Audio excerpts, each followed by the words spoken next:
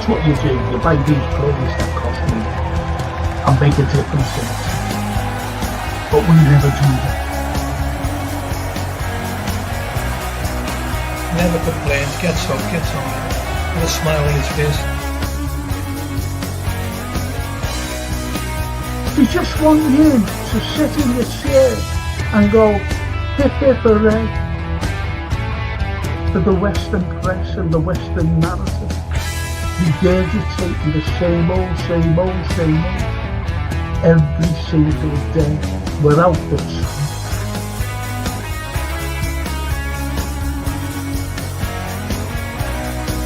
If you haven't seen it before, please watch the first series, the first 2 episodes, the second series. Stallone. We are on the site of the castle. And it was the first time the Beatles had really stopped being semi-professional almost. Look at that. Absolutely fascinating.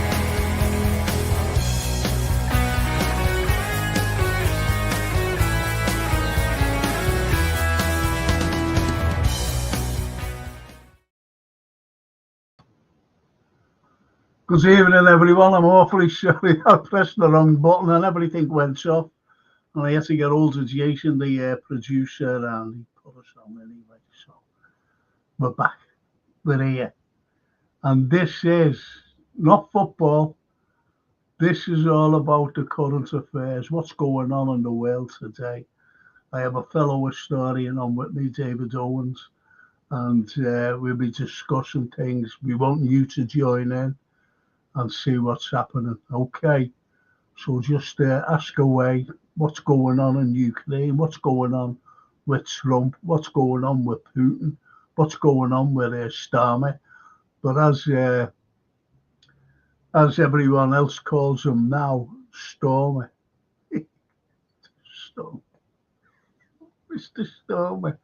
And what's going to happen now to the EU and NATO? Because we'll discuss that in a moment. And good evening, Frankie and Chap, big love. Oh, come on. I've done all the cooking and washing up for my wife. She's over the moon. She could have come down here and maybe better there, done some cooking for me. And he's letting on to Myra. Where's Myra? Where's Myra? Oh, Myra, where are you? Oh, yeah, there she is. Hi, everyone, I'm Frank. Oh, that's lovely, that. Copy column. Hello. Now, don't forget, this is all about the current affairs, okay? And there's Myra there, made up, absolutely made up that he's there. Right, so I'm going to bring on this very good friend of mine, fellow historian, knows everything. He knows everything about Mars and, you know, the big holes and the moon, and he says they're not craters, and, you know, that's what he says. It's an industrial revolution up there with newfangled big old things. And there he is, the great man himself. Good evening, David. Good evening, Frank. How are you? Okay. Now we've got over our little technical difficulties. I don't know what happens. I pressed something, pressed the wrong button, and bang, it went on me, unfortunately. Anyway, David, Trump. Now, remember, I was talking to you, you know, when Trump was inaugurated, and I said, I hope this man carries out what he does, you know, his POTUS campaign was for peace and everything else, and put America first, never mind Europe or anything else like that. And the next, he criticises Putin. He said there's a billion dead and everything else. And I said to you, is he getting the right information, the right intel? And you said, well, he must be getting something wrong. There's something coming on.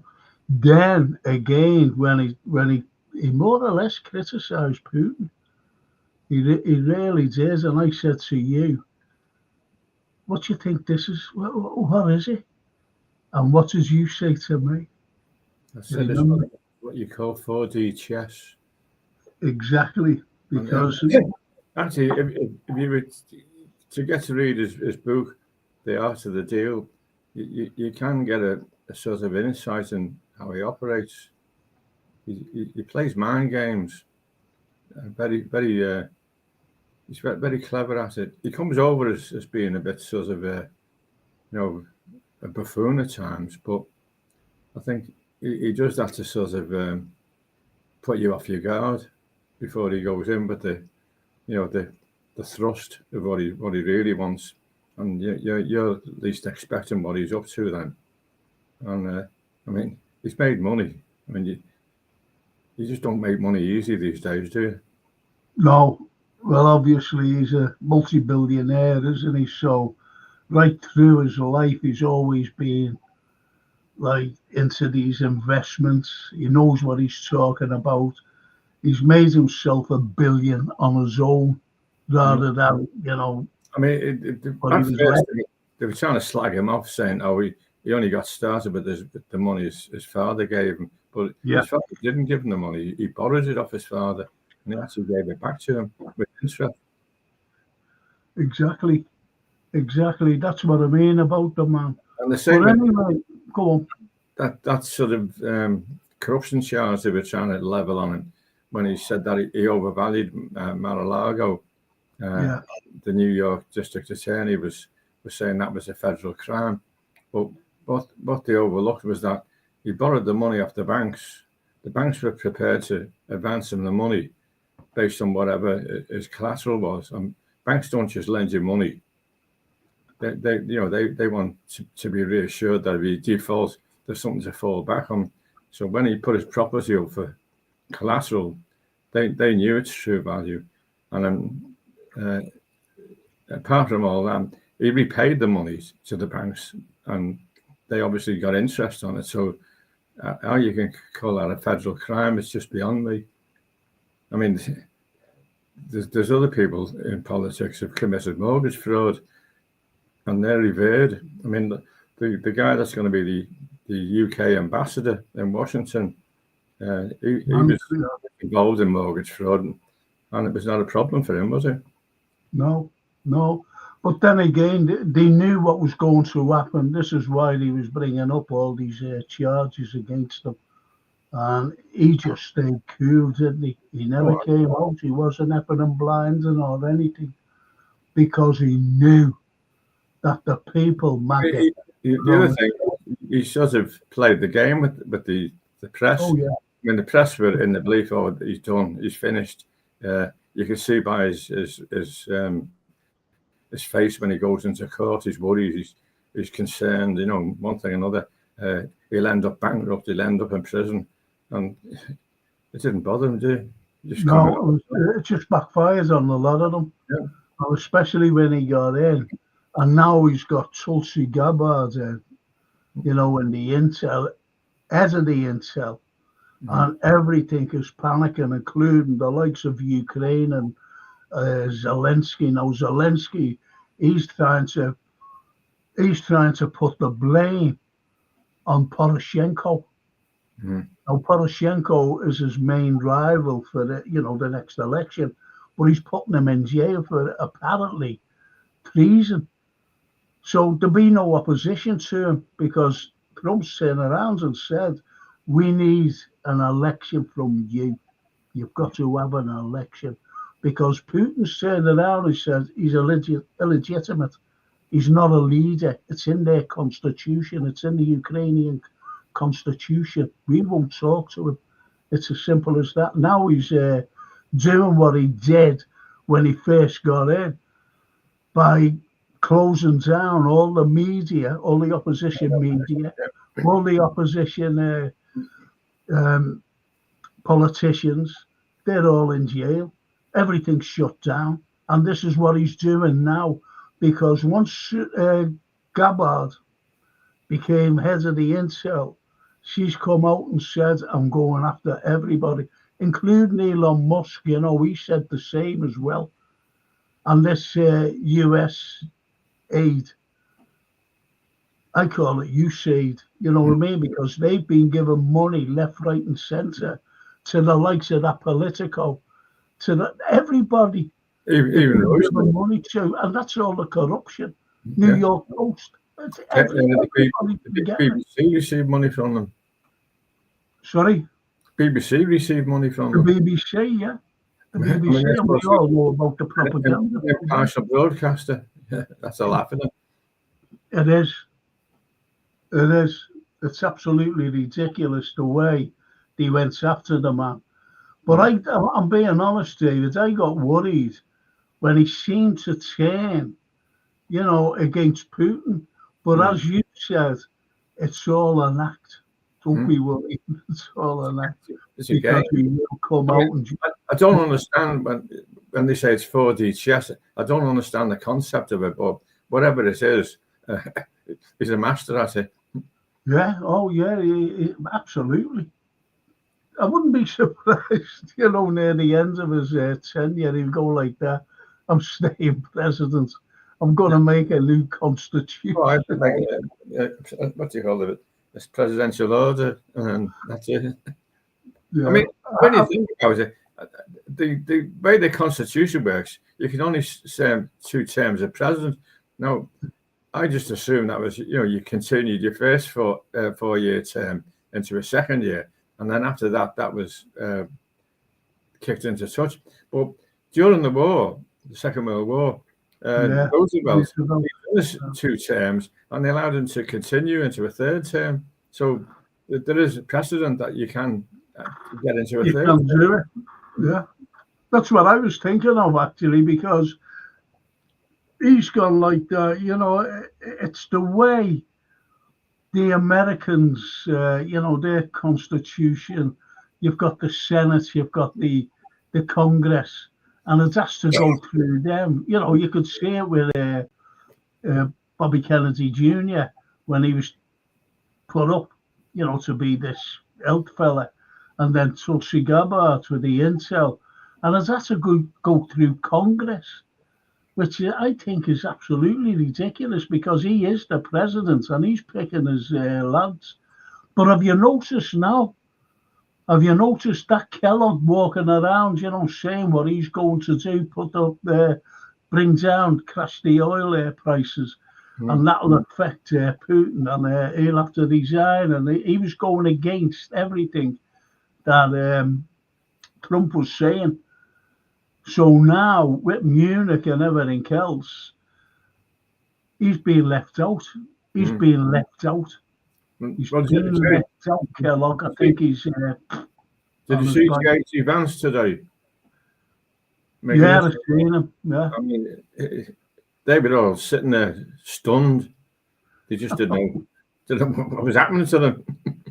Instead of sort of, I'm glad to be here and I love you all, he just said, listen, you lot, you better get your act together because the game's over now. And he said it, didn't he? Whatever your enemy is, you better sort it out because we don't know who your enemy is. I'll tell you what was funny. I'll tell you which was hypocritical, to be honest, was that Mark Rutte, the head of the NATO. Yeah. And in the morning, he was saying, well, we're sticking with Ukraine and, this is what we've been doing and we're going to stick with them until the end. And in the afternoon, after all the Putin and the Trump conversation and what's going to happen, he went, we never said about them joining NATO.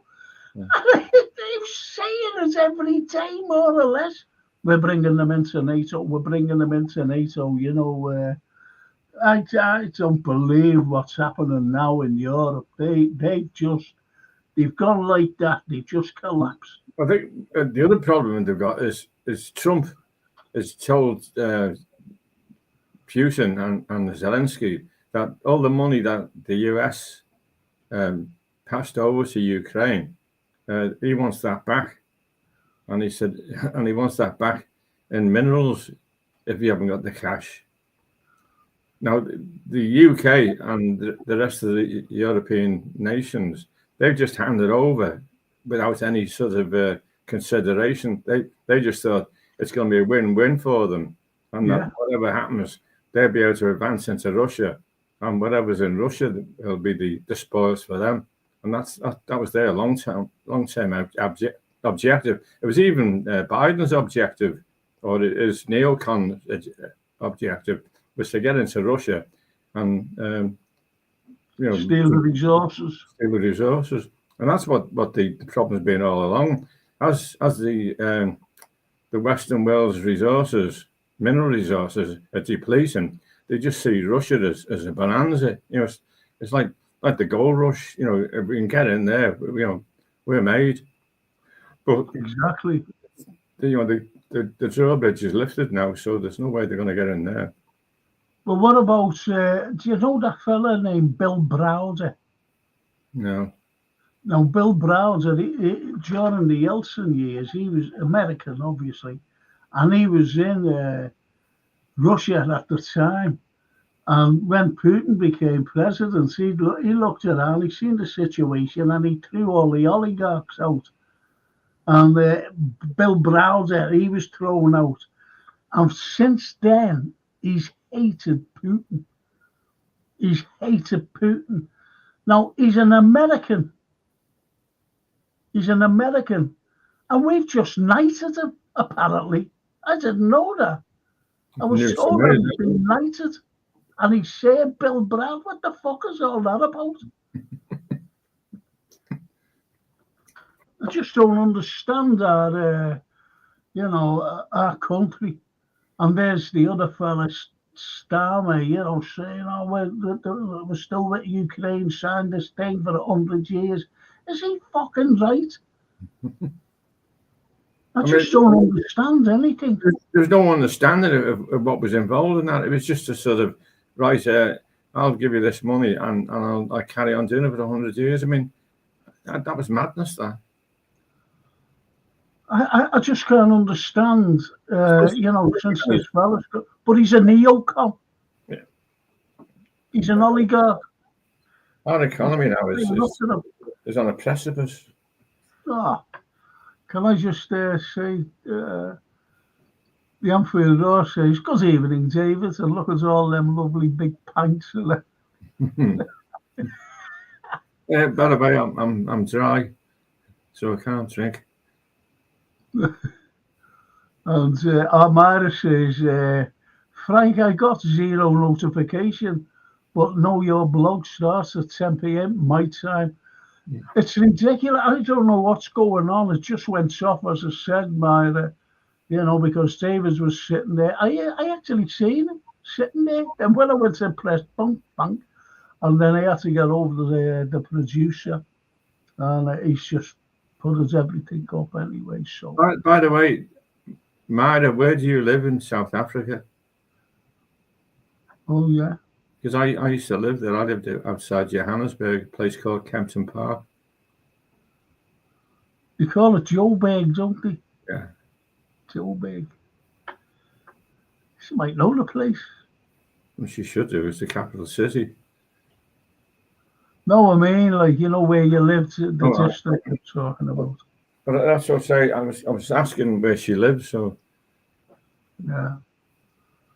Well, Gary Rigby says, hello, everyone. Good evening. Can anyone explain why Elon Musk is allowed in the White House or to have a say in anything that goes on, David? He's an advisor, isn't he? Plain and simple. We have advisors in Downing Street. Yeah, and it's as simple as that. It's as simple as that. And they're unelected advisors, by the way, as well. So, this is what you have. We have ministers who are unelected. Like the Attorney General, he's unelected. Yeah. Starmer made him a baron, so he could sit in the House of Lords, and he's now the Attorney General. Yeah. And what's the name? Blair did exactly the same. With Charlie Faulkner, made him a Lord. Yeah. Oh yeah, Faulkner. Yeah. That's right. David David Cameron came back into politics. They made him a lord, and he became the foreign secretary. Foreign secretary, yeah, because he went from Parliament, didn't he? Yeah, Went into the House of Lords, and he was brought back and what a prat he turns out to be as foreign secretary. So to criticise Elon Musk, you'd have to look at your own house before you sort of condemn others. Jonathan Carpenter says he's in Indiana. Indiana, eh? Wow. And Myra says PA. Port Elizabeth, yeah. Oh, Port Elizabeth. And that Natal. I've been to Durban, which is in. And you haven't been to Port Elizabeth, no? There's a question for us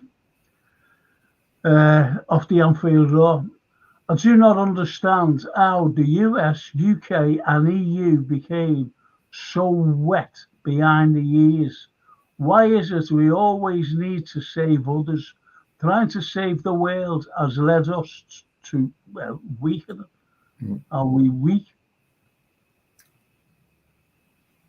But we've always, see, don't forget, Anfield, that the likes of us, the UK, we've always had an empire. We've had an empire. And we always think that we've been a superpower, but we haven't, unfortunately, not now, not in the 20th century. And then when the likes of Thatcher, do you ever remember when Thatcher says, I want to put the great back into Britain because it declined so badly. And even today, we've declined, especially in military things. Especially, do you ever remember Cameron when we ordered these new, and they built them, 2 aircraft carriers, and then they had no planes to put on them. Do you ever remember that? That wasn't Cameron. That was Gordon Brown. That. No, it was Cameron. No, and Cameron went so. It was Gordon Brown. He gave the work to the Scottish Babcock's shipyard as a means, because if you recall, that's when the Scottish NASAs were. Oh, that's right. It was Brown, wasn't it? Who wanted to recover the Labour vote in Scotland. Right. He commissioned the 2 aircraft carriers. I mean, right. It was like a jigsaw. Some of it was built at Carlyle and other shipyards around the country, but the final assembly was done in Babcock shipyard. Yeah, I think that's in Leith. But what about when Cameron, Brown was gone, Cameron came in, the ships were built, and there was no planes to put them on. And he went over to France and said, have you got any planes to lend us? One of the problems with that is when they decommissioned the last of the carriers, the Ark Royal and the Invincible and such like, all the Fleet Air Arm pilots, they were all made redundant. So when they had the new aircraft carriers built, the Royal Navy had no fixed wing aircraft pilots. They only had helicopter pilots. So it takes in the region of up to 5 years to train a pilot to be frontline. So what they did a deal with the Americans, and they purchased these American, I forget the F number, it's F-35 or something like that. And these were sort of vertical takeoff aircraft as well. And they got some of the RAF pilots to change over to Royal Navy status, and they went over to the States to be trained in these aircraft. And then because they were so expensive, they were coming in, on the nod one at a time. They could never just sort of accommodate them on 2 aircraft carriers. Again, the pilot training affects the ability to use these aircraft. But at the moment, they've managed to get one fully deployed now, and that's in the Mediterranean somewhere, pretending it's a force to be reckoned with. But it's always has to join other fleets from other nations to look good. we're not a carrier force on our own, because a carrier force requires outrider ships, like frigates and destroyers, as air defence, radar, and then they have other types of ships following them around, and we just haven't got the ships anymore. As well as not having the ships, we haven't even got the people to man the ships, because recruitment has just dried up. No. Because, I mean, there's no incentive. I mean, one of the things with the military, if you join the military and you did a 22-year service with them, you've got a pension when you finished, and then when you got to 55, your pension increased again. But one of the things they did was just squashed all that, and they said you only get your pension when you get to 65. So you're not going to do from 18 to 40, and then have to wait another 25 years to get your pension, are you? No. Do you ever remember when? We've done the same with the police and the fire service. Do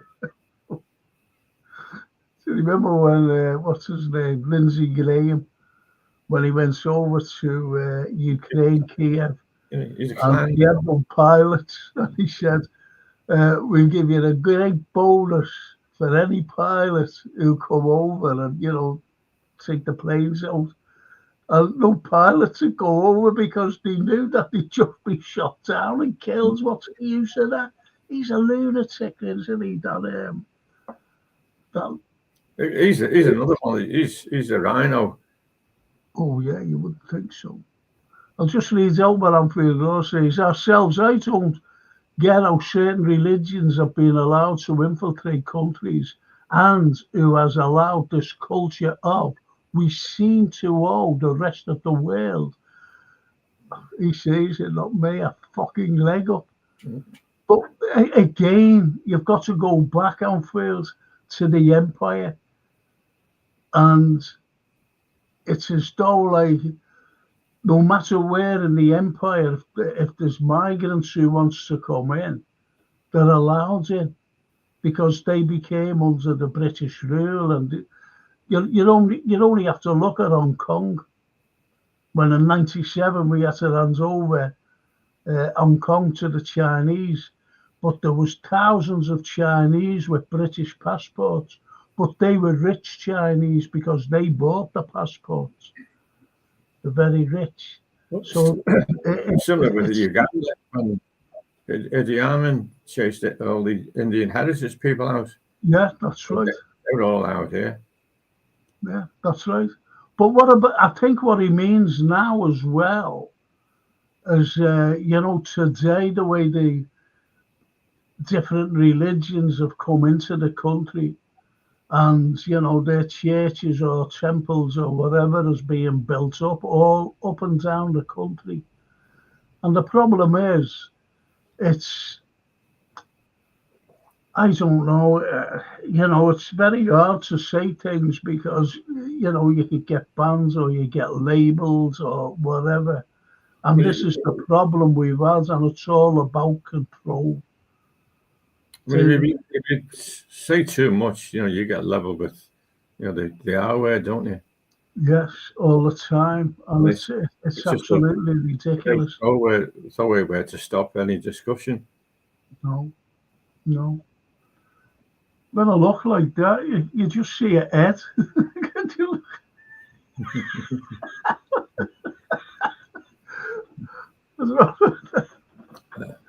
So it looks so mad. Anyway, that's the fun for the night, I think. Trigger says, good evening, all of you lovely people. Good evening, Trigger. And Jonathan Carpenter says, please, I don't know. Jonathan, you should have asked her. Anyway, the Anfield Roar, he's on form tonight. He says, once our country's all military use was put to pasture, we've become this cell of, all our manufacturing, imports, everything, and now we've become the dirty mattress for the rich countries' money to launder. Well, this is why Starmer is in power today. But look at Cameron. Remember when someone found out that he had offshore accounts, and he ended up resigning, didn't he? Not over that, but over other things, over Brexit, and I don't know.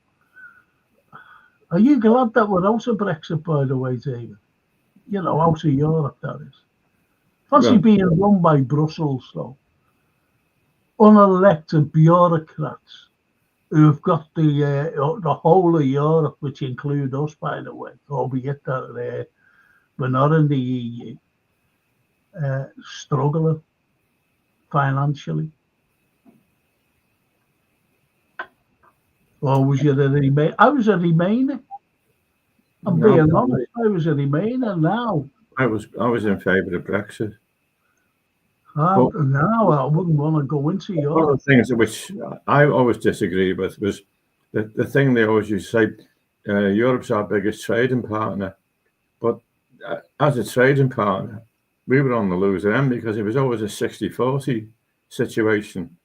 They had 60% of the exports into Britain, and we only had 40% of the exports into Europe. So therefore, there was a deficit always.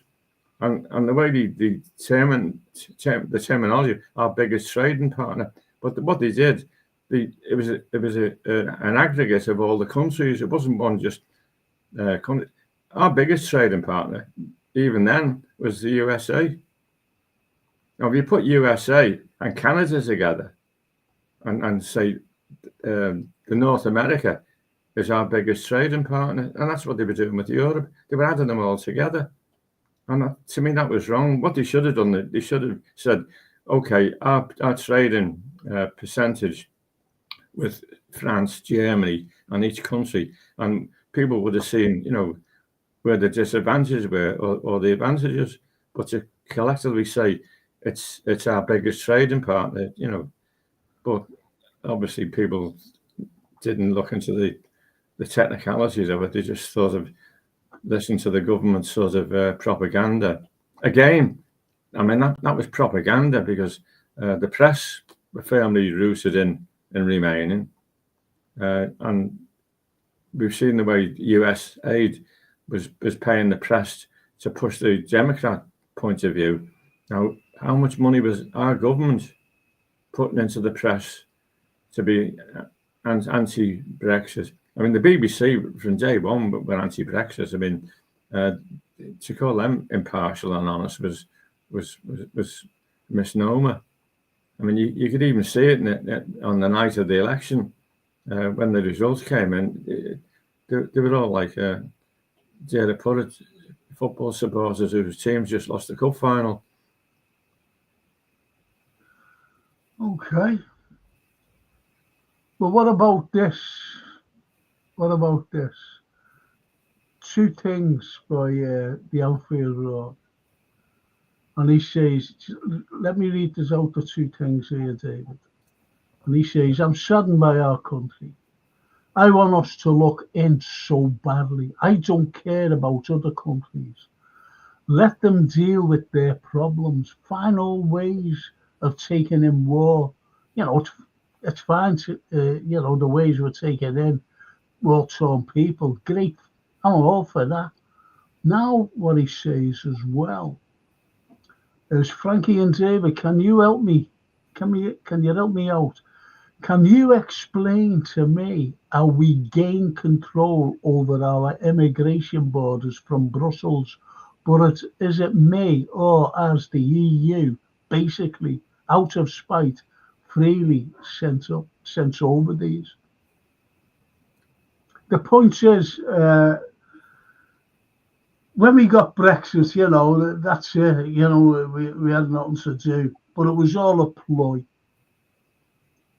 No matter if we would have stayed, that would have been fine. So they would have still made money. As you said, it's about laundering, and it is money laundering. No matter, the biggest money laundering country in the world is Ukraine. That's where all the money is.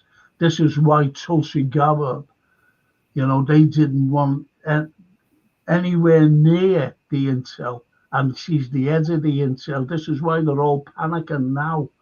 But getting back to this country, is that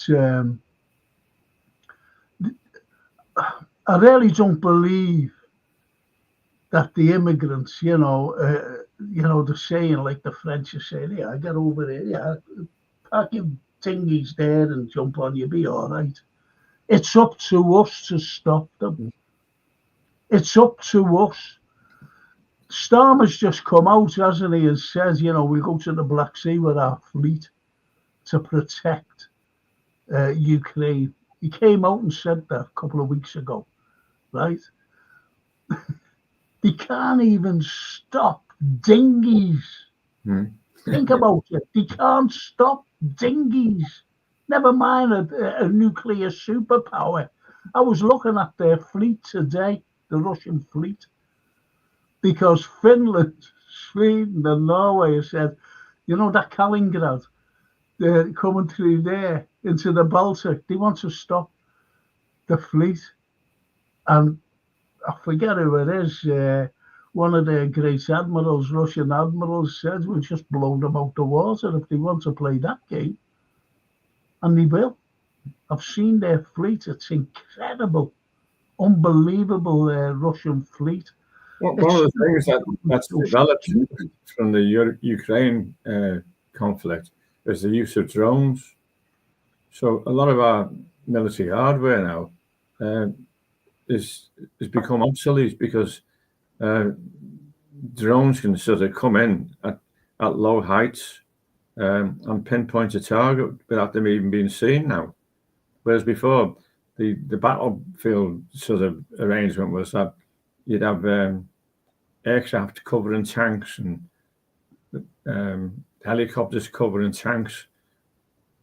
But now that's gone because these things can just, fly along at a low level. And then when they get near the target, they're directed upwards and then come in for the kill. And they can pinpoint, they don't have to sort of drop the hardware close by, hope for a hit.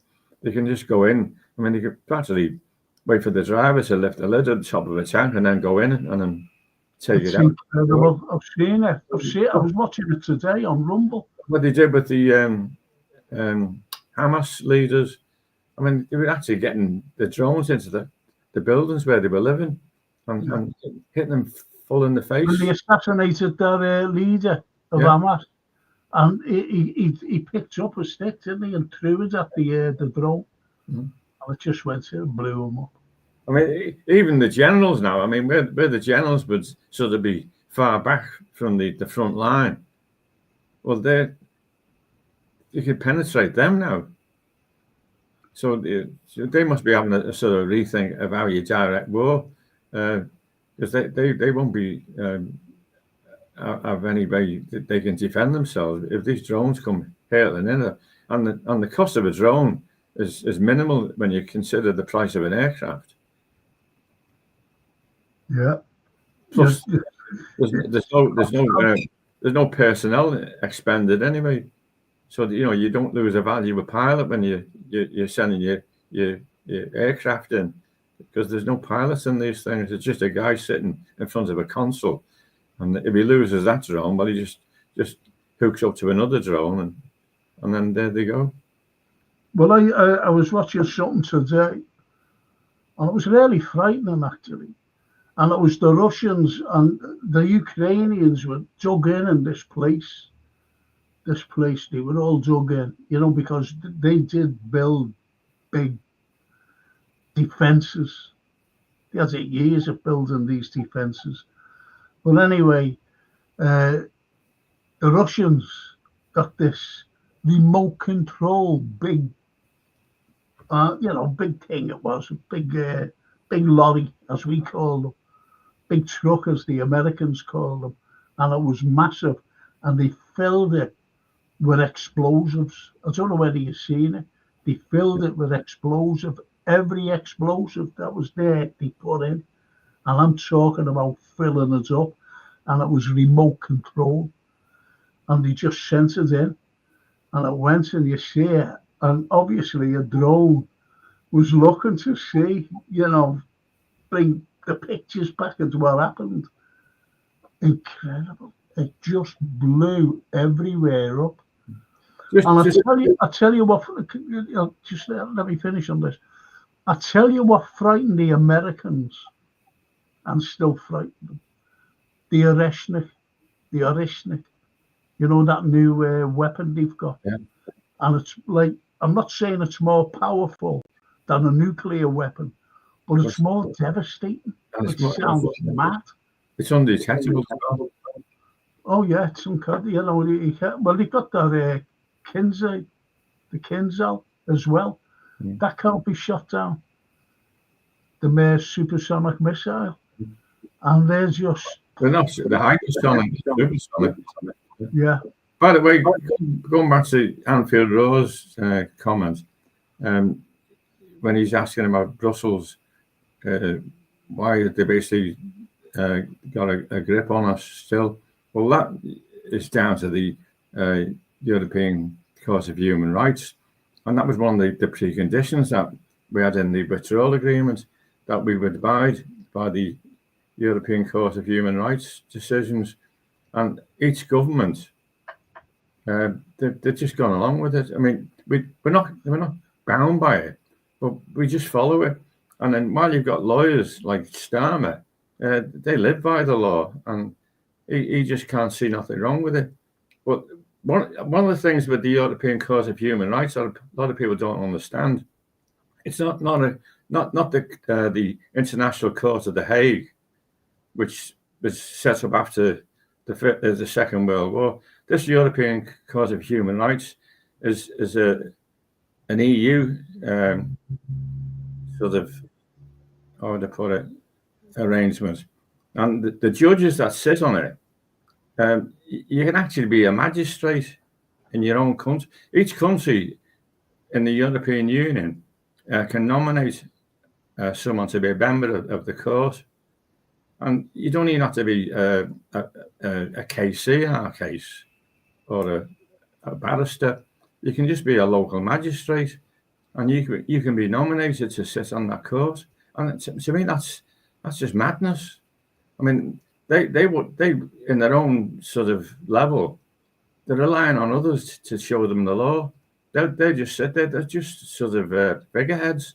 They're not passing their own sort of knowledge of law when they make judgments. They're sitting there nodding their heads, and then they're saying, we'll adjourn for the day. And then they go off and say to someone, what do we do? And that's how mad it is. Well, what you think? But what you think of the borders, David? People are concerned about all the illegals coming in and where they're staying as well.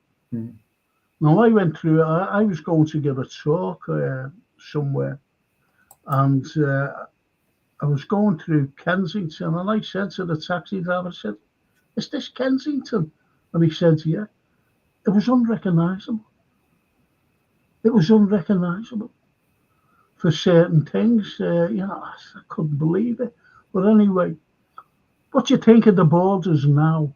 Are they being tightened up, or are they still loose because everybody's still coming in? I just don't know. I don't know. Yeah. I mean, the problem is now they won't give you the figures. It's only been certain elements of the press decide to check how many arrived for the day. And if you go down to Dover, where they bring most of them into, there's an exclusion zone. You can't even take photographs or film there. I mean, that's our country. I mean, we're not allowed to take photographs of people arriving in our country who are illegal. It's illegal for you to take pictures of illegal entrance. That's mad, isn't it? Well, it says mad, it's not mad. I think it's, again, it's control. We're controlled no matter how you look. A friend of mine, a former colleague of mine came down, and he said, during the summer, he said, come on, he said, I'll take it up to Crosby, just for the day. I said, oh, okay, because it was a lovely day. So he jumped in his car, going along, and he said, "Do you know," I said, "What a day." And he said, "The cameras everywhere. And they don't look like cameras. You think that the lovely street lights." Because I said, "The lovely street light." He said, "They're cameras." Incredible. Incredible. And what he said to me, he said, "They can see me down there, where that is now." He said, "Oh, that's where going down." He said, "They can still take like my license number Yeah. from a very long distance." He said that They call number plate recognition cameras. Yeah. And the police use them to allegedly to stop motorists who are driving around without tax and insurance, but I don't think they do that. They only do that when you get caught misbehaving. Well, Gary Richards says, "Frank, have you heard of the harp machine?" The harp machine. That's a Have new you one. heard of it?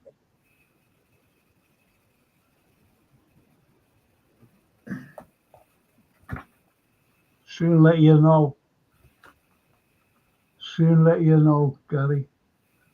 And on conspiracies, why is it, says the Anfield Roar, Biden and ourselves want to sink all relations with Putin, but now Trump is trying to open olive branches. What is it all about? Somebody's getting it to it.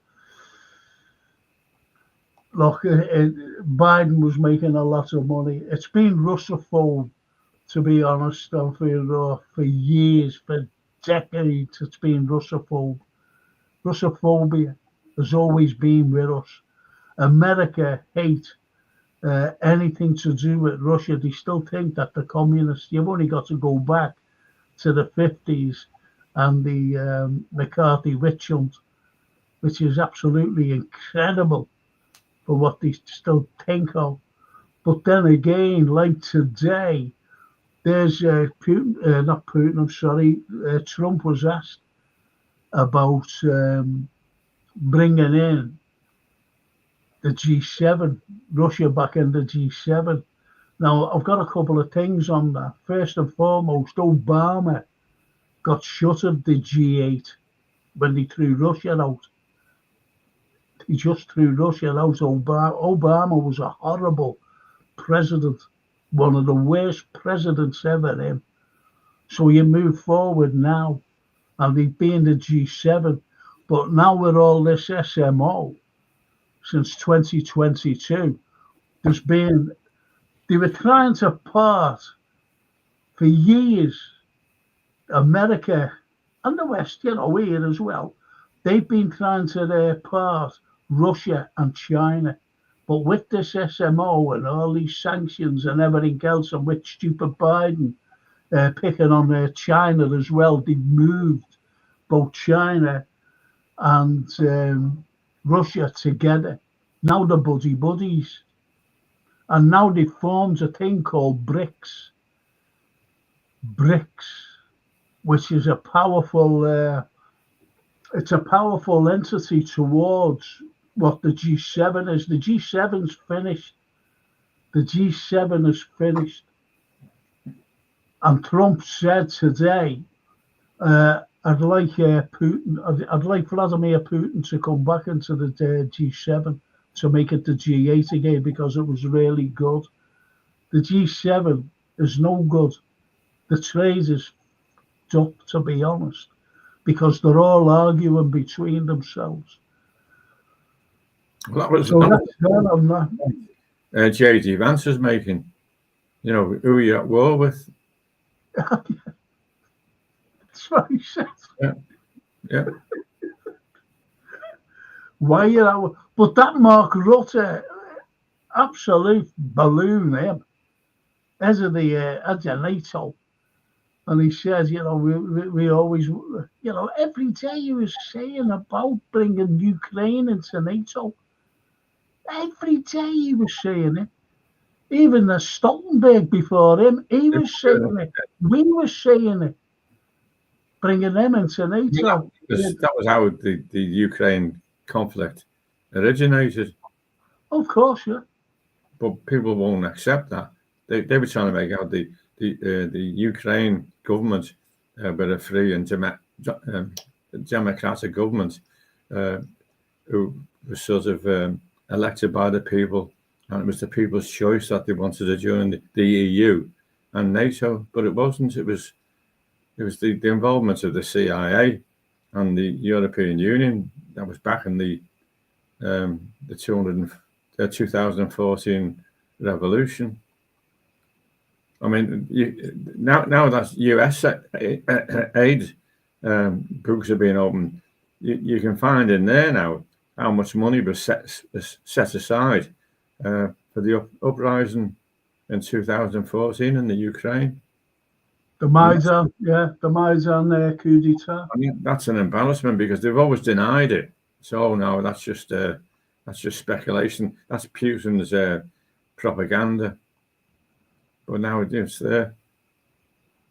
I'll tell you, if you want my opinion, which you're spot on there about the Maidan coup d'etat when they overthrew a legitimate government, a democratically elected government, they threw them out, and that was led by the Americans. That was led by Victoria Nuland, a horrible, horrible woman. I mean, it's on record. She actually picked the cabinet for the government that was going to replace the elected government. Yep. When her phone calls been intercepted, and it's now common knowledge what she was up to. Well, Krieger says Angela Merkel is also to blame for all the immigration, and yet now Germany is pulling down mosques.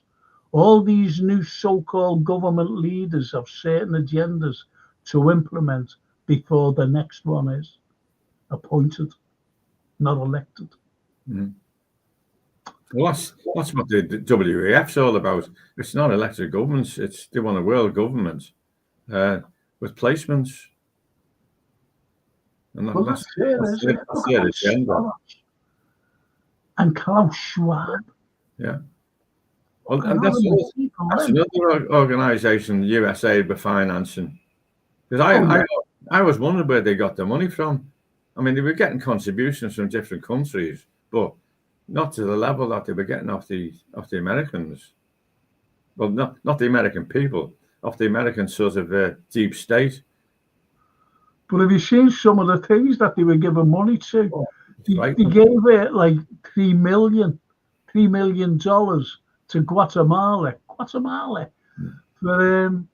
for sex. What is it? The transgenders. Yeah. What was that?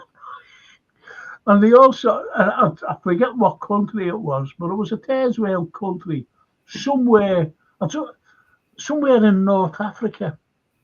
I forget what country. I think it was it Libya? I'm not quite so sure. Or Iraq, I'm not quite so sure. But millions went to there for children, boys, to learn how to put the socks on. Well, there's another one. That's what $5 million to pay for contraceptives to go to Gaza.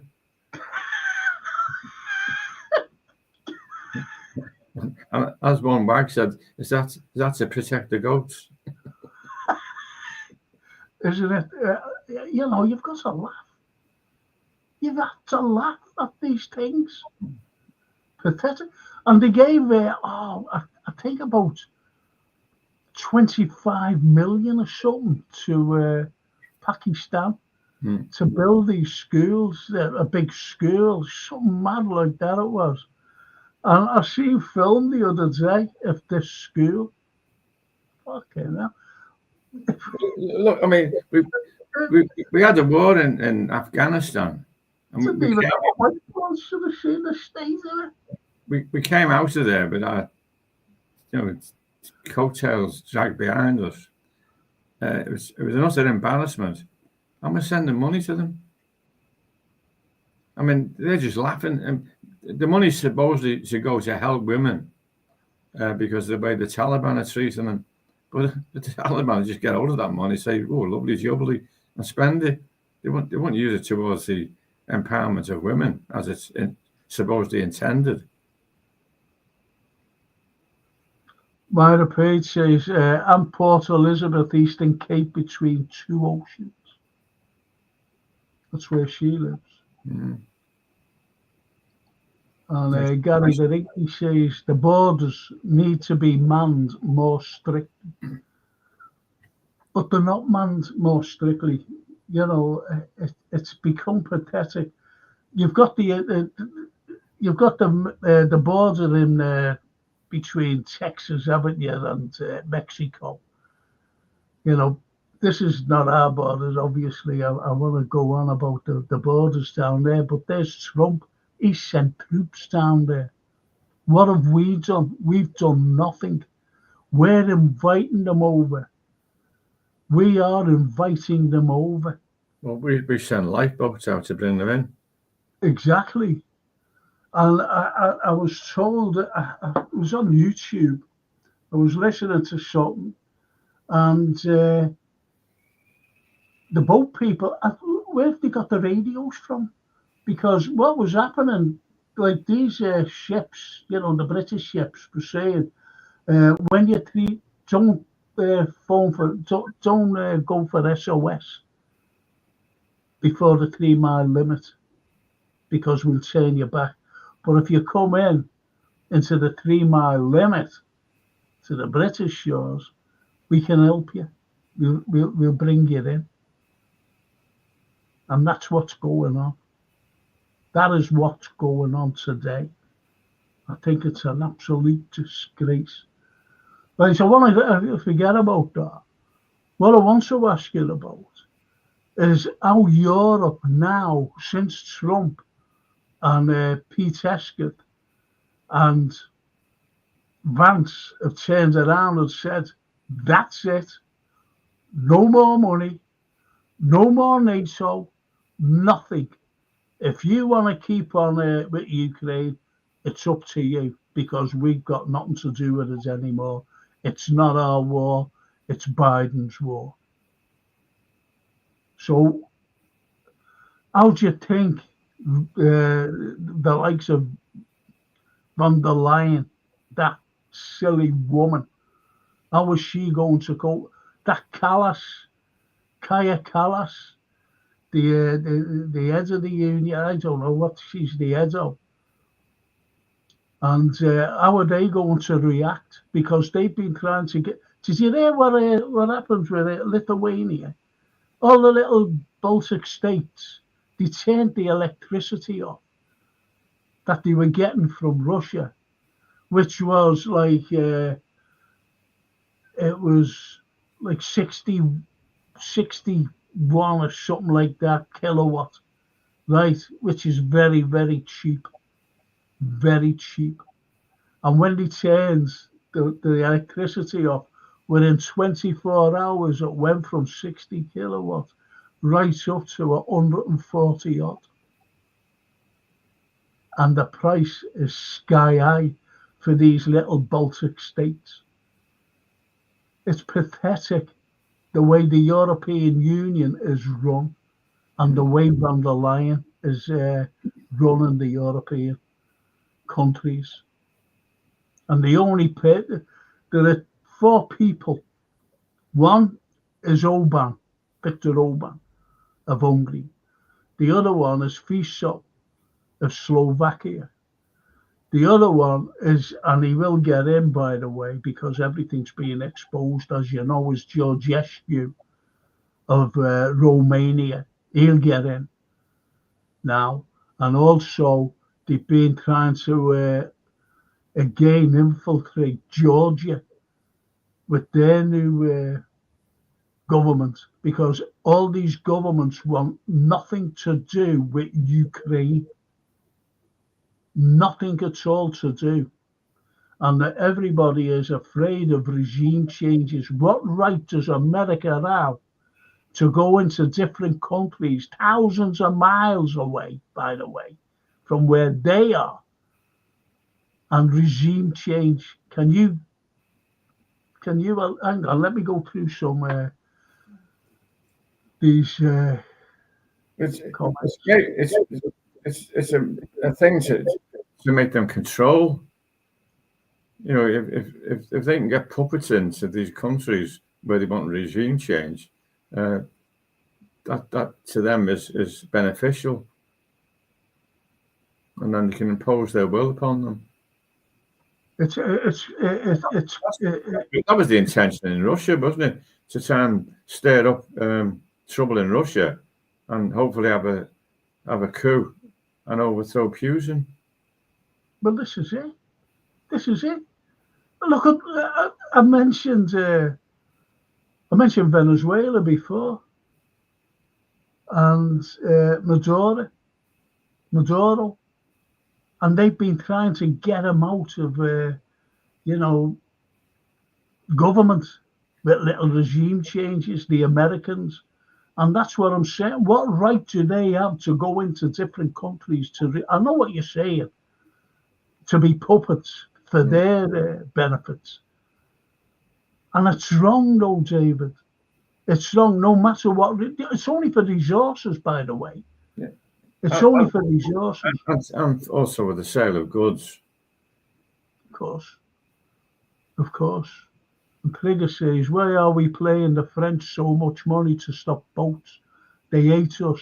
I think they are inflating them.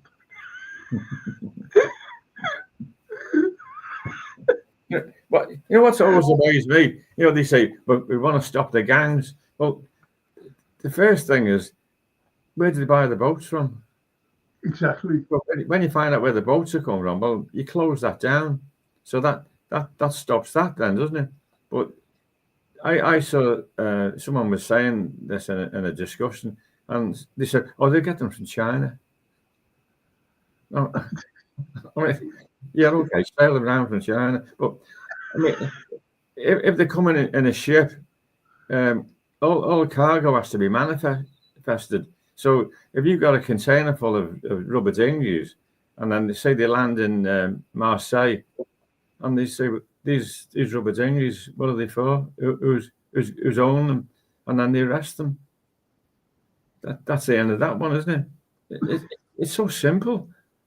Well, okay, there's war-torn countries, the likes of Iraq, the likes of Afghanistan, where the Americans went in and didn't win a war, all around the Middle East, absolutely useless, right? And then these people, they get to Europe, whether they get to Italy, whether they get to, France, and they all make the way to the English Channel to cross. Why do they want to come here? Whereas, they're not in countries. I mean, they're in countries that there's no wars. The likes of France, the likes of everywhere else. So why do they get to the English Channel to get to this country? Why? Why do they pass, thousands of miles to get to here? If you know you can stay in a 4-star hotel, you're going to have a go, aren't you? Well, this is it. Yeah. I mean, that's just been, the simplicity of it. You can, rather than live in a tent in, what's that, camp in Calais. So yeah. Get out that tent, get in a boat, and you're in a 4-star hotel with pocket monies, a telephone, free medical, free dental, a bus pass, free barber probably. Do you know Myra was saying where she was staying in Port Elizabeth, between two oceans? Trigger says, Myra, I'm in Bootle between the 116 and the 120 for the bus route.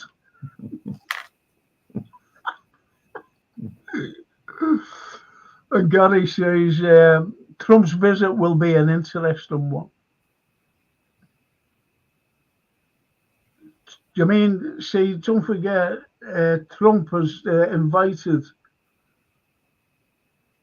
I'm gonna ask David a question here. I wanna get his view on it because I've never asked him this before.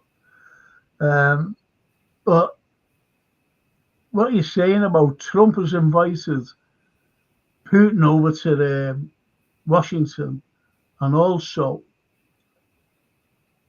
Putin in return says, you come over here, because what Putin wants is Xi Jinping, China's leader, Xi Jinping, and Trump to go to Moscow, and the three of them have a thing, a conflab. That'll be the most interesting thing ever. Now, here's my question, David. There's an ICC warrant out for Putin. Have you any idea? I know it's for kidnapping, but you know the story behind it. Why is it kidnapping? Well, probably for bringing people who've absconded. They want it for treason within Russia, and he's having them lifted in countries and brought surreptitiously back into Russia. What it was this kidnapping charge was, you know about the Donbass being shelled by the Kiev regime, the Azovs, the Nazis, being shelled, people, 14,000 of them being killed. So what Putin did, he ordered kids, some kids were orphans.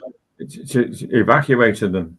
Evacuated 600 of them and put them in a camp. Big holiday camp, by the way. And so they came out. This is Biden, this, by the way. He came out with everything, this fella, and Blinken, horrible, and Jake Sullivan, and said, we can get them on, obviously they're fucking lawyers. We can get them on kidnap charges. And that was the ICC thing. Well, what about the child trafficking in America? Yeah. Across the border? Right. Yeah.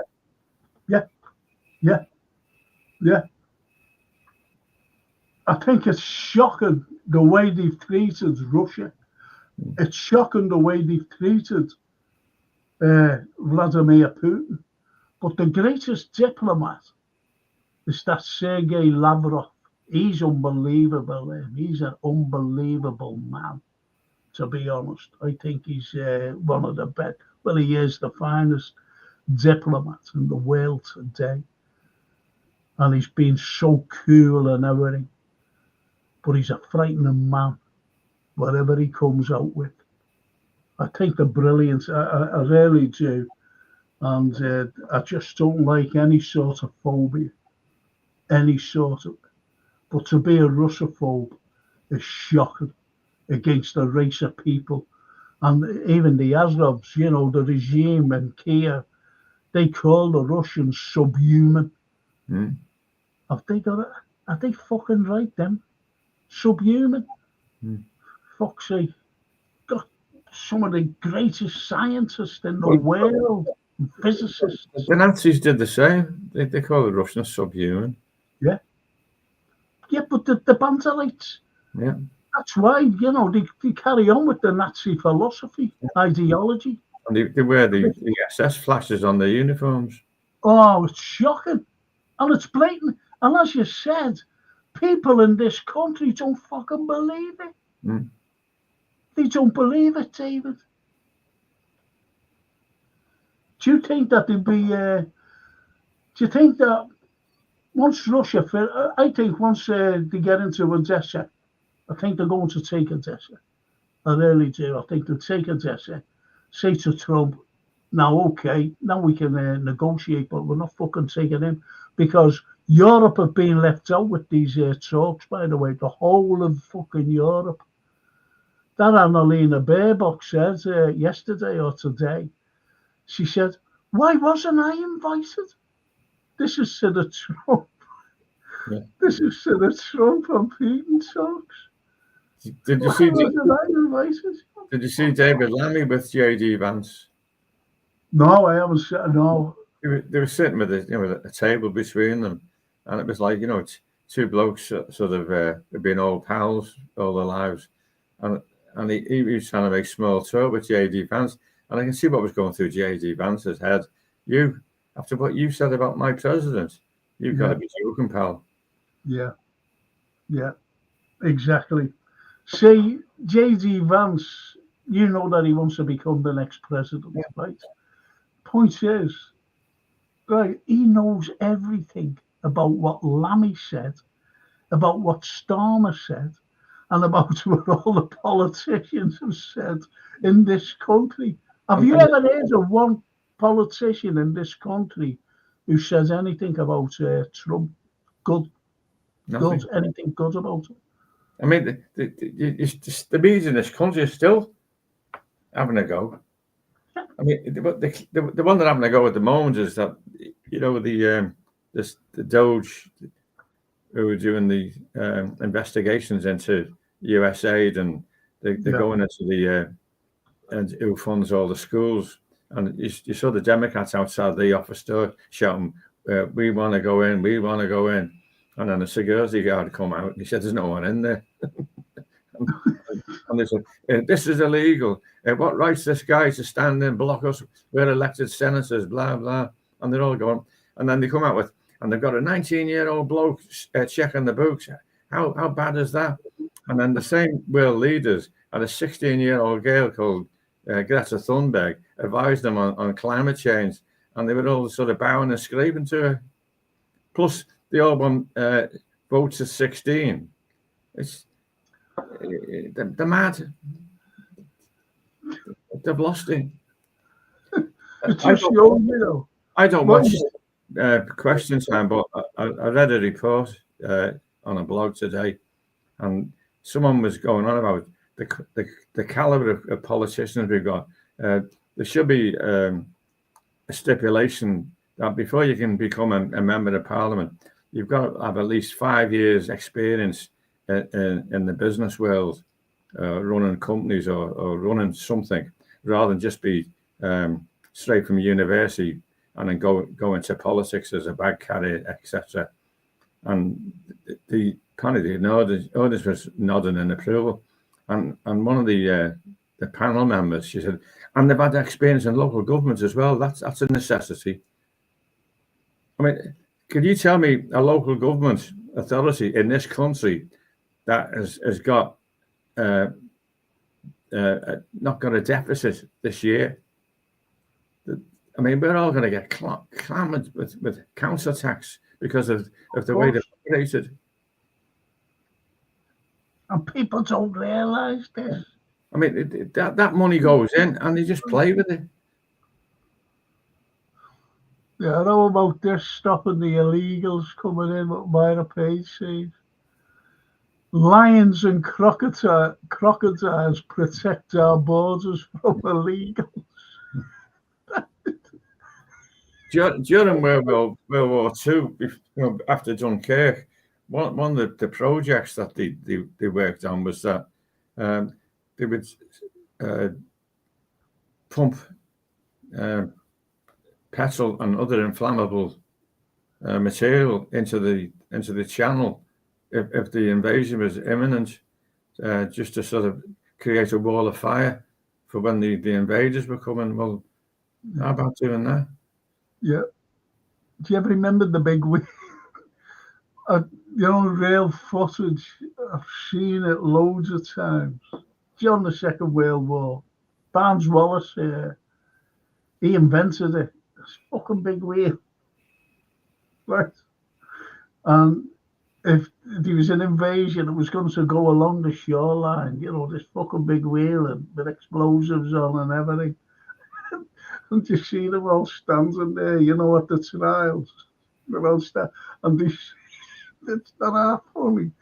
They see it coming along like this, the shoreline, these fucking soldiers and other people and politicians all standing there like that, looking at this big wheel, and all of a sudden it turns going towards them, and you're scattered. must have said, what the fuck was that, Barnes? Hilarious, honestly. So funny.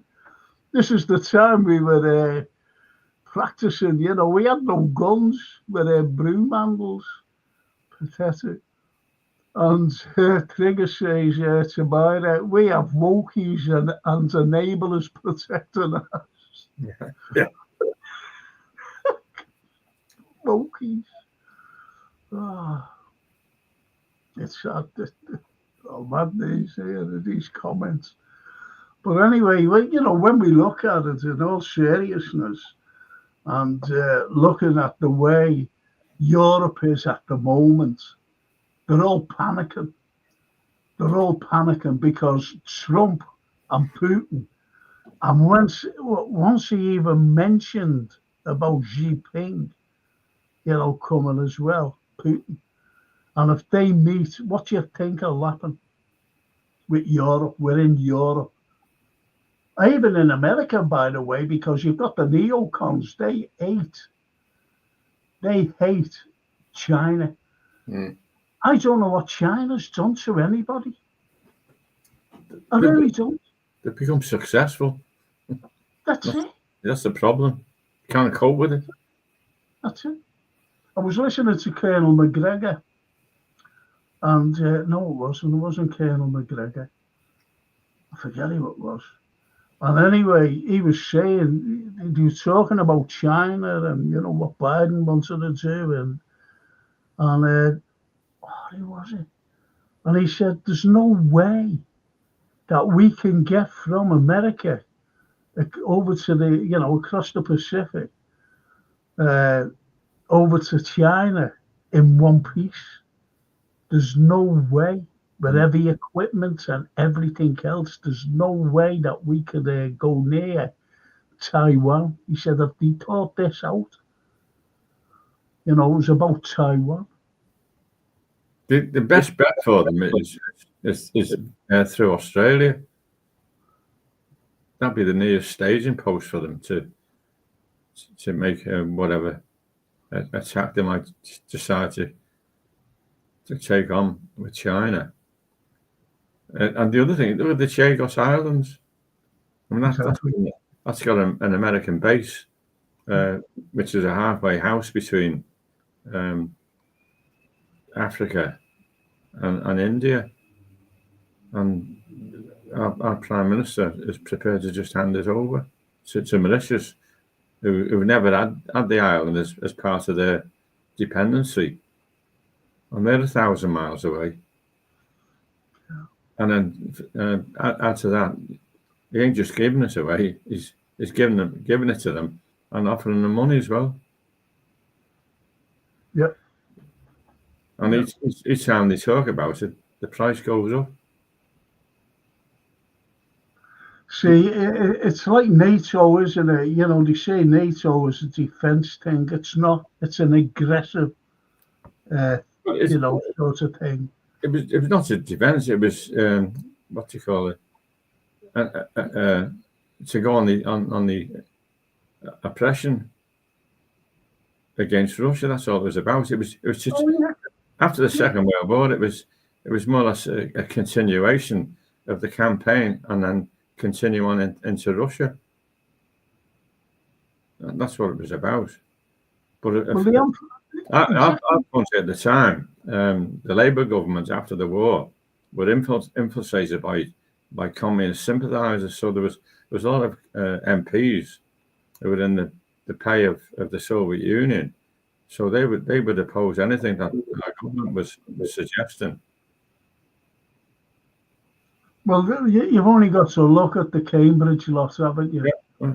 The Oxbridge, yeah. You might as well say, because there was Oxford as well, just not just Cambridge. And they knew the score. You've only got to look at Kim Philby and Burgess, these lads, even Blunt, you know what I mean? Now, how treacherous were they? Top of the list, weren't they, for treachery? Exactly. But I mean, in America, anyone that was convicted of spying for Russia in the 1950s and early 60s, they were executed.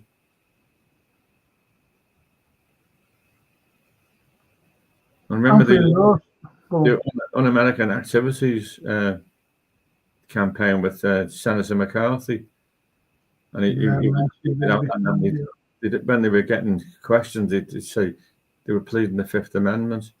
Yeah. It was what is that Fifth Amendment? Fifth Amendment. What the fuck's that all about? Whatever you say, it could incriminate you. So that's your choice. In other words, it's say I refuse to talk because you might pick up on that and it would incriminate me, and that's written into their constitution.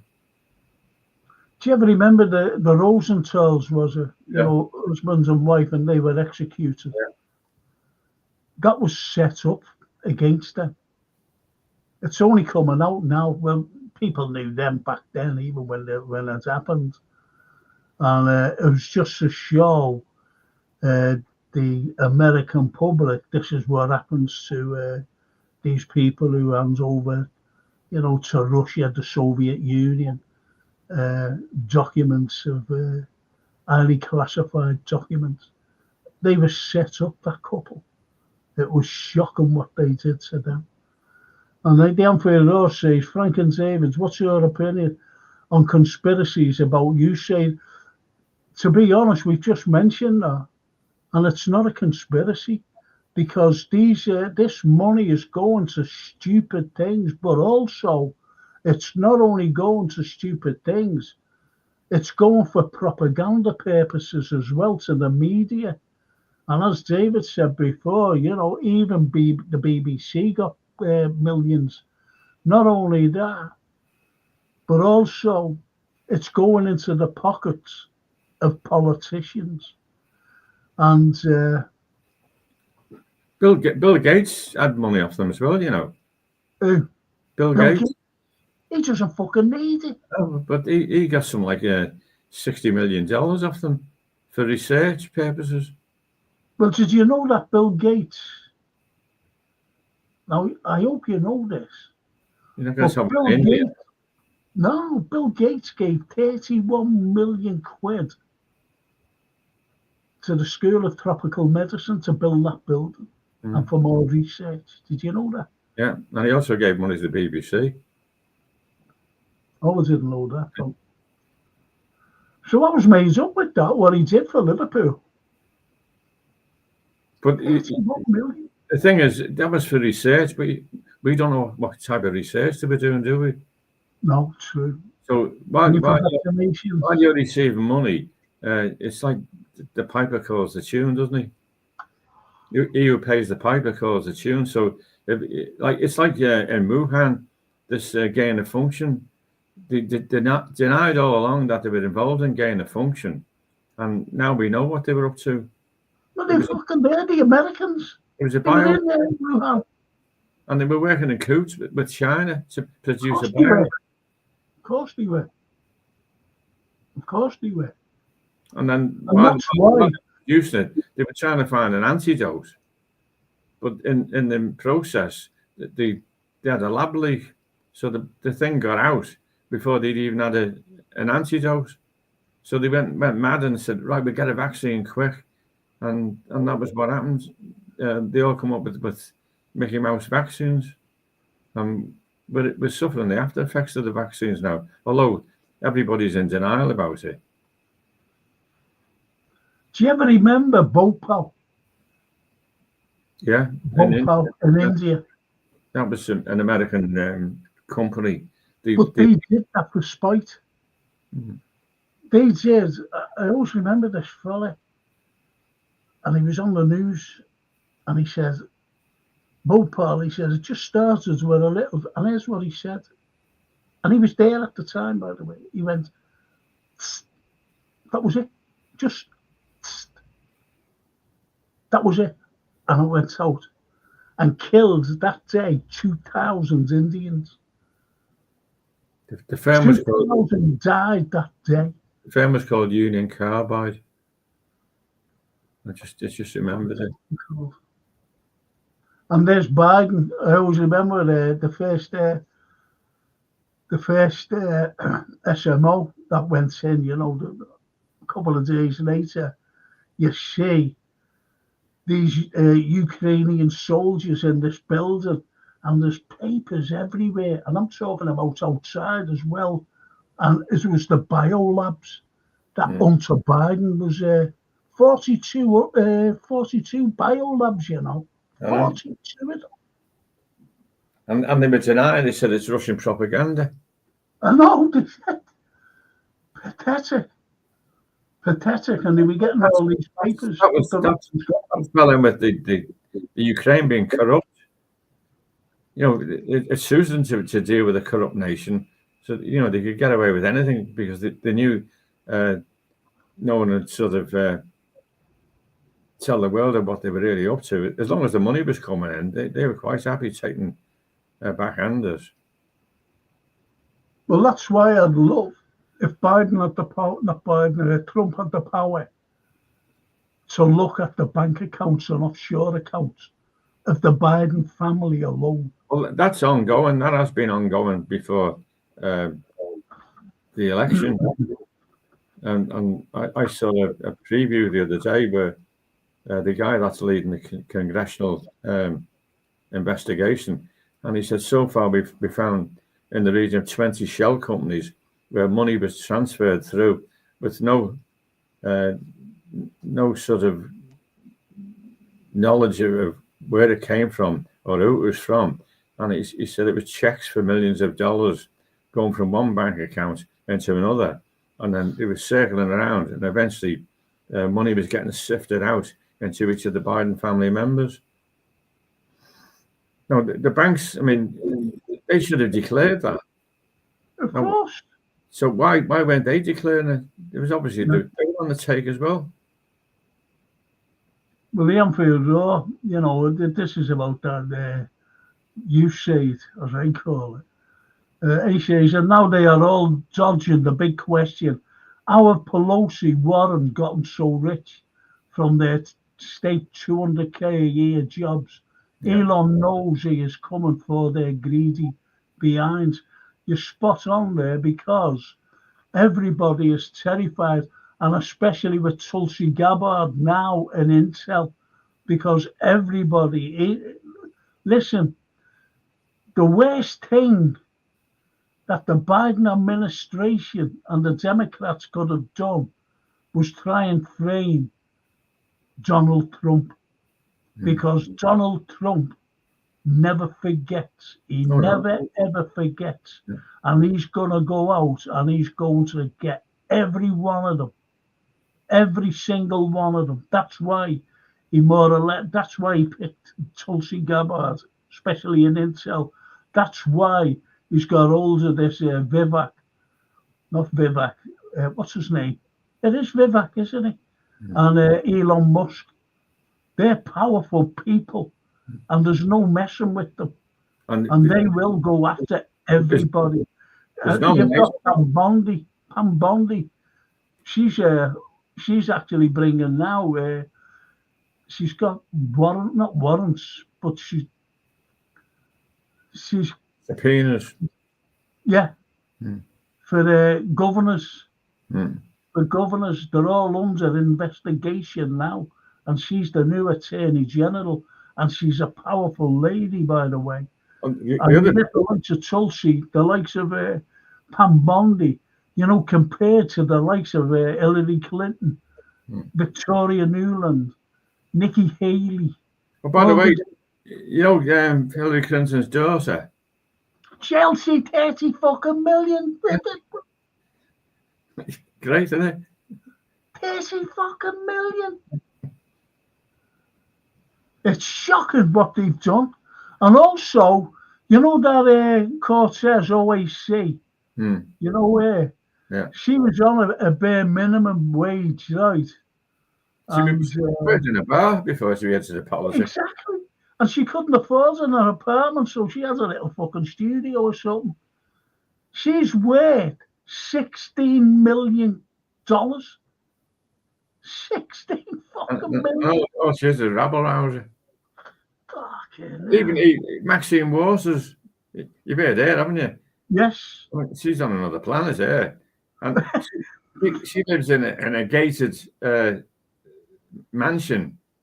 Although sort of constituency is like a more or less a poor black area, but she lives high on the hill, away from them all, with a gated enclosure with security guards, and she's raking in millions as well, and she stands for the poor and the oppressed. You just say, are these people real? You can't make it. You can't make these things. Nancy Pelosi, her husband, she used the get out. He was a great investor, and he invested all my money for me. But what they failed to understand was she was involved in, like, say, for example, the United States Army put in a bid for a contract, or an arms firm put in a bid for the contract, say, to supply 500 tanks. And it was this particular company gets the contract. Well, before the contracts are signed, she had the knowledge of that.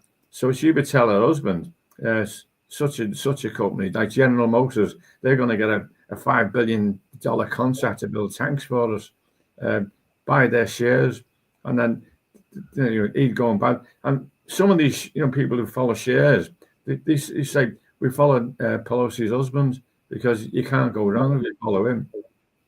And that's how she was doing it. It was inside the deal. Now, in our parliament, politicians, elected politicians, can't deal in stocks and shares. If they've got them already, they have to put them into a trust company to do it for them because of insider knowledge or insider trading. And yet in America, it's permitted. I mean, that's just out and out corruption, isn't it? Of course it is. Everything's corrupt.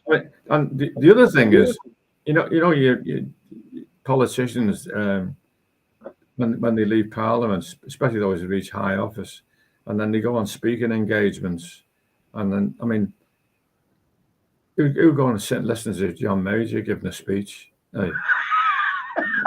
and then you see, he got £100,000 for a 2-hour speech. Now, what that is companies who've had contracts through his government, and what they do, they engage him to give a speech, and then the money that's paid for that becomes a tax deductible item. So the money that goes to John Major is money that should have been paid in and possibly paid in tax, but it's money getting laundered, isn't it? Yeah. Boris Johnson, he's made millions since he came out of office. Blair made millions. Cameron's made millions, and that's the payoff. And yet people say, they're queuing up to listen to him speak, but it's it's shocking though, isn't it? The way, look at that Moan, that woman Moan. Now, why isn't she in jail? Yeah. Why isn't she in jail? Why isn't Hancock in jail when he gave millions to his barman or the fucking fella who owns a pub to do PPE stuff? Why isn't he in jail? And the fucking fella who owns the pub, why aren't they in jail? I just don't understand. There's no accountability for anything. Here's something you might know. You see public opinion results, not public opinion. The Moya the polls, opinion polls. That's it. Opinion polls. Now, have you ever been invited to give an opinion on one of these opinion polls? I don't know anyone who's ever done. Now, you look at the parliamentary expenses, where they have to declare their income outside of Parliament, and most of them, you see, received a payment of £150 for involved in an opinion poll. So they get asked for an opinion, and they paid £150 each time they give an opinion. And every one of them, you see that's on the list of income outside of Parliament. Do you believe in opinion polls? But I've never believed in them. No, I haven't. Never believed in them. But So, politicians believe in them. yeah, because they put over their It's propaganda. like, in the newspapers, you used to say your stars for the day, and people religiously would look at them and go, "Oh, look at this! I'm going to meet a dark, handsome man today." And they'd be going around all day, look, where is he? Where is he? And this is with the politicians. I must read the opinion polls, see how we're doing. Charles Dark handsome man. That's a transgender. Get down to Lisbon. Oh, Jesus. So, you know what? Screw this. I was out with my mate, and we were down in Victoria Street. I was walking along, and my mate said to me, he said, I've got to go down. He said, I've got to see my cousin in the Lisbon. I said, are you going in there? He said, yeah. He said, oh, come on. I said, oh, all right. I said, give a fuck. So I'm walking down, and we sees this fella, cracking fella, wonderful Glenn Edwards, his name is, and he's coming along, and he goes, hello, Frank. I said, all right, Glenn. He said, are you going for a pint? And I said, yeah. I said, we're going for a couple of beers. I said, come with us. He said, where are you going? I said, we're going down to Lisbon. And he went, I'm going home. He said, I'm not going. He went, as soon as you mentioned the Lisbon, fucking. I remember. Do you remember the magic clock, do you? Oh, I remember the magic clock. Yeah, well, you know what that was about, don't you? Well, that's why it was magic. About 18 and 19, and we went into town, and for a laugh, we said, let's get on the magic clock. And one of the blokes that was with us, he's quite naive, and he's standing there. He said, that guy over there keeps looking at me. So wink at him. And he winked at him. He went to the toilet. He was only down there about 30 seconds. He come out screaming. Let's get out of here quick. It shows you, doesn't it? The naivety of some people. Yes, the magic clock. That's where it was, wasn't it? In that square. Mm. Brilliant. And as Gary says, China is a super duper power. And Trigger says, doomed. We're all doomed. You wouldn't cocoa. Do you know what I can foresee? With Taiwan, I can actually see them telling Taiwan, you've got to make a pact with China, and you become like Hong Kong, and be like a satellite state. Because the money they're spending on defending Taiwan, it must be costing them an awful lot of money. Of course, it's costing them fucking trillions. And the thing is, if China were ever to make an onslaught on them, they could wipe it out overnight.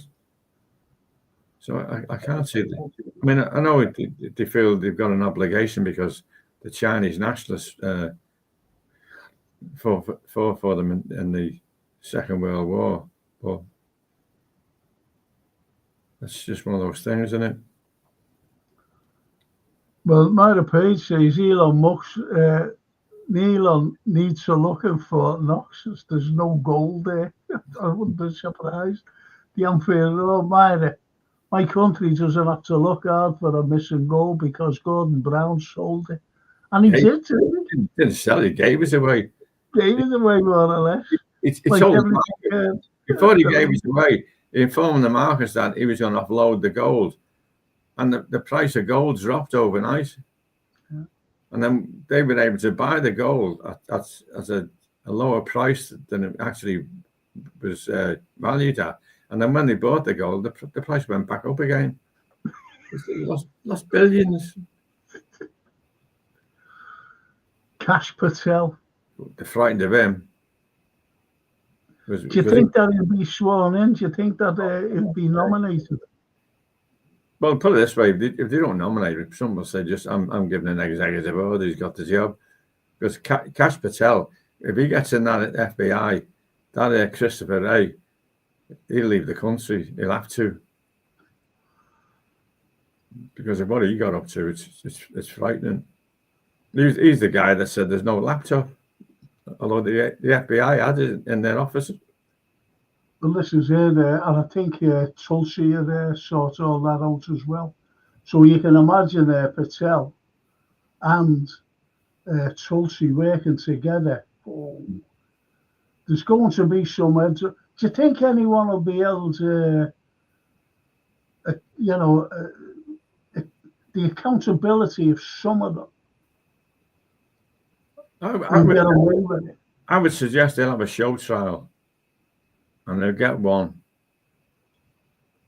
and then send him down for a long stretch, just to let everybody know, you don't mess around anymore. This is what happens to you. Well, he got Steve Bannon, didn't he? Yeah. He got him and set him up, and he actually went to jail. But went to jail. There was that guy, the general, and they set up. The FBI set him up, remember?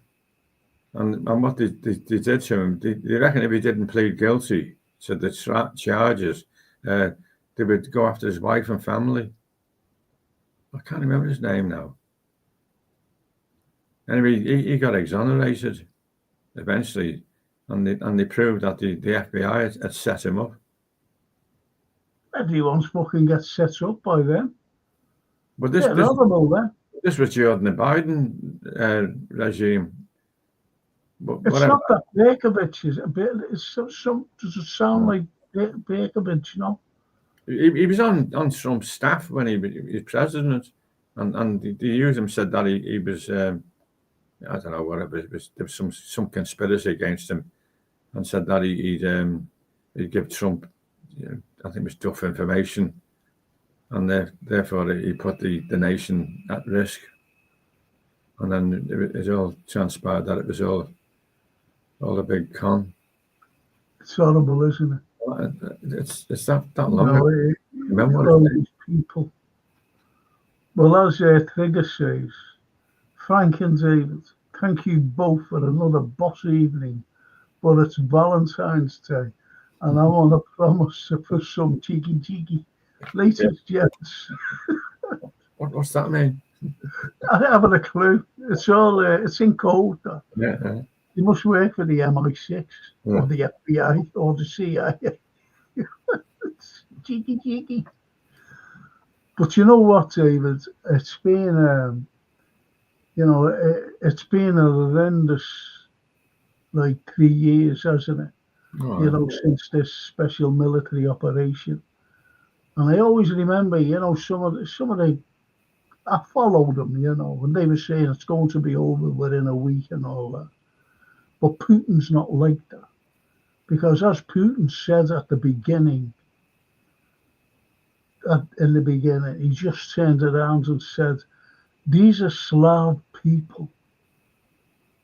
These are our cousins and brothers and sisters. And we don't want to kill these people. That's what he said. And he's being holding back. He could have fucking gone in. And he doesn't want to take all Ukraine. That's a load of spin and propaganda by the West, as you know. And even Trump, J.D. Vance knows that now, and that Peter is. Well, the fact that they say once he takes Ukraine, it'll continue through Europe. I mean, that's madness to suggest that. Yeah. Myra's leaving us. Thank you, Myra. I hope you've enjoyed it. I hope you've enjoyed this conversation that we've been having. Thank you for your input. She will understand this. Queer Nant. Queer Nant? Yeah. That's Afrikaans for good night. Oh, is it? All right. Oh, that's all right, isn't it? I didn't know that. No. Afrikaans, eh? And good morning is Queer Mora. Oh, I knew that. Well, actually, what I should have said was Queer Nant, my vrouw. Is that my dear lady? Yeah. It's very similar to Dutch, isn't it? All right. Well, it's a mixture of Dutch and German.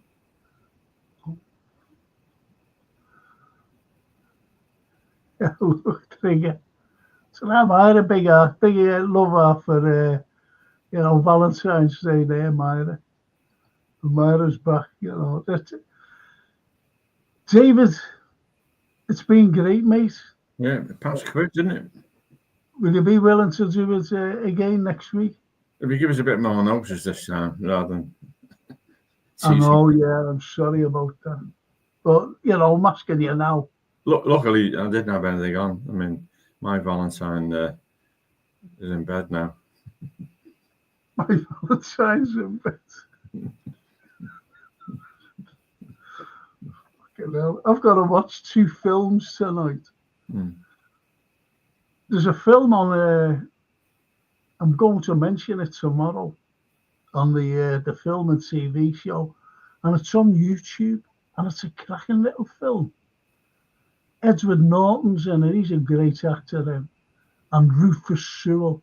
Every time Rufus Sewell plays a part, a Hollywood film, he's always a baddie. Why did he make English actors baddies, Hollywood? Maybe they can do the characterization better. Yeah, I'll go along with that. Because don't forget, a lot of British actors, they go through like the likes of RADA, don't they, before they get into movies? Yes. Yeah. And they do the stage first. But in America, you can be a pop singer one day, and the next day you're a movie star or a legend. Or walking in at there's been loads that's just gone through like a Walmart or something like that, and if they look all right, like female, male, the superstars, because they just go straight into films. And Gary Richards says, "Great stream, boys, and there's drinks for us. Thank you, Gary, so much." Thank you. And Trigger says, "No jiggy for David." I have memories. I have fucking memories as well. That's all that I've got. Hey, the Gene Martin memories are made of this. But anyway, Dave, it's been super. Thank you so much. And hopefully see you next week. And it just shows you everything changes within a week. Well, hopefully you don't come out of it, how would I put it, persecution complex after some football game. Oh, fucking hell. I'll end there now. I won't carry it on. He's an Evertonian, by the way, people.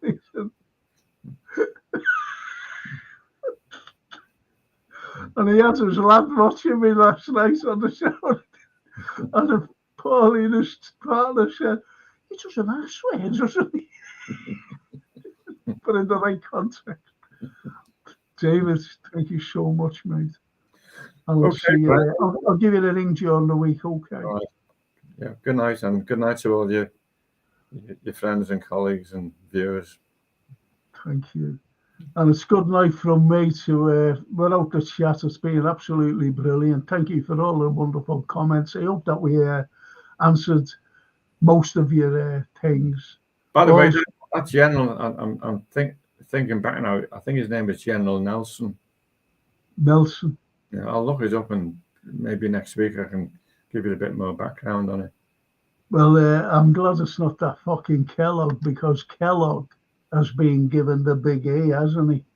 By Trump, but he was coming out with a load of bollocks. And anyway, he's gone now. He's not going to be involved in Munich, because he sent his little team over there. But I like that J.D. Vance. I like him. Okay. And it's just for me to say a big thank you, David. A big thank you to the wonderful Jason Pennington for setting everything up. But most importantly, to all you out there, thank you so much for joining us. And I'll see you all tomorrow morning, hopefully, at 10:30 for the film and TV review, but everything will be thrown in. Football to this, what we've been doing tonight, and films. But watch the oh fucking hell, what's it called? The Illusion. Oh, I forget what it's called, David. I forget what it's called. The Illusion Man or something like that. Great cast though. Great cast. It's on YouTube. Edward Norton. You'll be able to see it. And it's good life from me. Ci vediamo. Domani. Ciao. Ciao, Bella. Right.